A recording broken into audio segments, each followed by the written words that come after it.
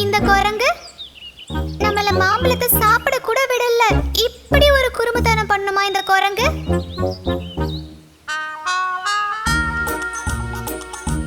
அந்த குரங்க ரொம்ப குறும்பு பண்ணிக்கிட்டு இருந்தான். அவனோட குறும்பால காட்டுல இருந்த மற்ற விலங்குகளுக்கு பெரிய தொந்தரவா போச்சு.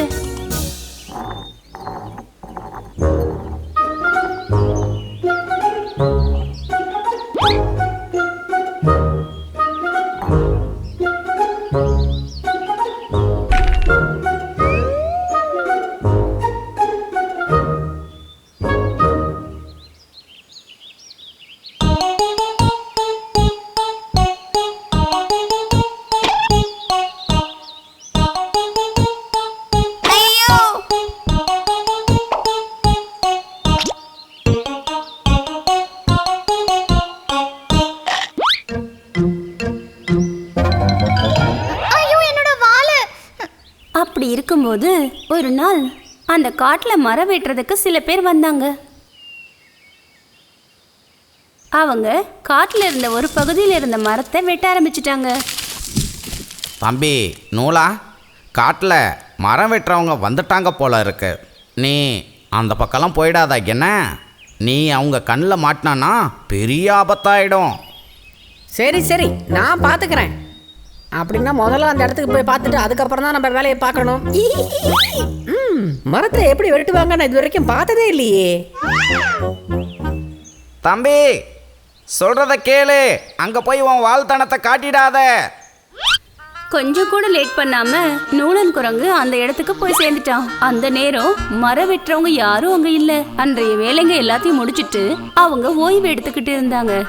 அங்க போன நூலன் குரங்கு மரம் வெட்டுறவங்களோட ஆயுதத்தை கையில எடுத்தான். ஒவ்வொன்னா எடுத்து விளையாட ஆரம்பிச்சிட்டான்.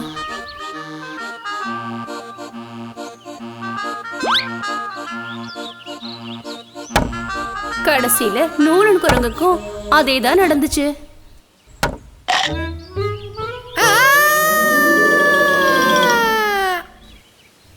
அப்படி அகங்காரனும் குறும்புக்காரனுமா இருந்த குரங்குக்கு அவனோட வாளை இழக்க வேண்டியதா போயிடுச்சு.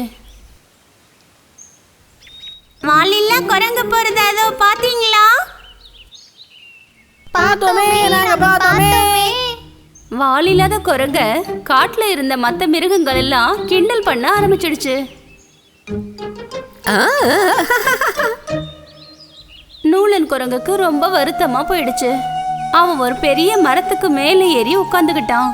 அப்பதான் அந்த மரத்துல இருந்த ஓட்டைக்குள்ள ஏதோ பளபளக்கிற மாதிரி நூலன் பார்த்தான்.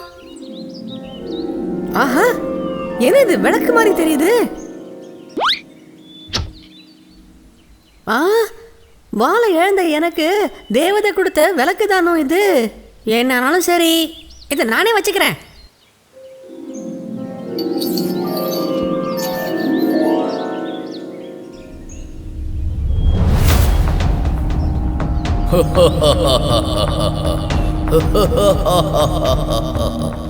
பயப்படாதீங்க, நான் உங்களை தொந்தரவு பண்ண மாட்டேன்.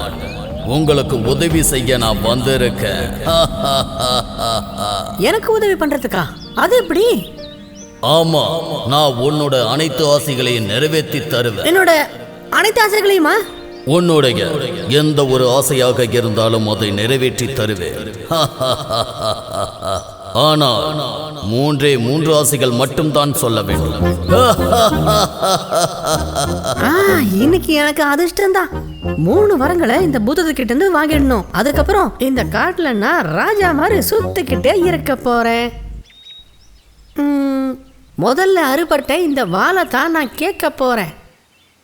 எனக்கு அருந்து போன என்னோட வாள் தான் வேணும். முதல்ல அந்த வரவையும் பார்ப்போம். ஓ, அதுக்கென்ன, உடனே செய்யறேன்.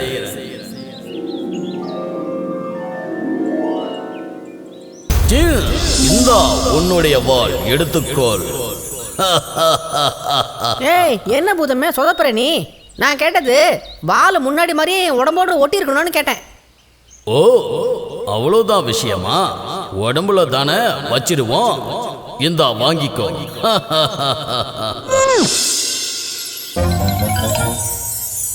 ஐயா, ஏ பூதம், என்ன பண்ணிருக்க நீ?